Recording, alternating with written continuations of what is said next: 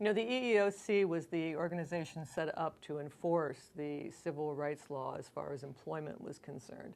And everybody presumed that it would be some, black steel worker who would be coming in, waiting to get justice. And the first people in the door were the stewardesses, who had long been aware, obviously. They were the girls from their schools who wanted to travel. We think of, those early stewardesses now as sort of coffee, tea, or me, but these were the adventurous girls from their small towns or wherever they came from who wanted a job that involved getting out, excitement, travel, and that was the only job you could get that involved travel if you were a woman back then. And once they got the job, they realized that they were going to be fired as soon as they got married, and that most places also laid them off when they turned 30.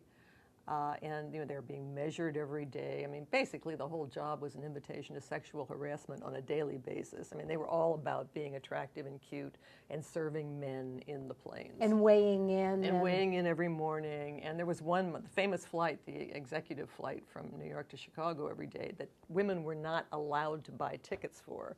You could only be a man on the executive flight, and they were served roast beef and cigars, and the stewardesses lit the cigars for them.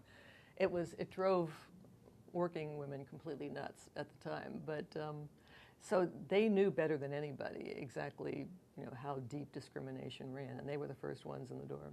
Drives me nuts hearing about it, reading about it in any event. And it's interesting, not to digress much, I once did a television show with Patricia Ireland, who was then the president of NOW.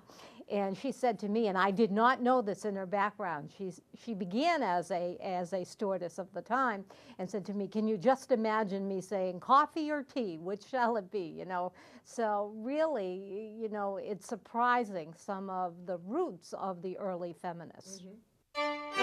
This excerpt is brought to you by the Massachusetts School of Law, the leader of reform in legal education and a leader in multimedia education for the public. To view the full interview and for a full listing of MSL's programs, log on to mslaw.edu.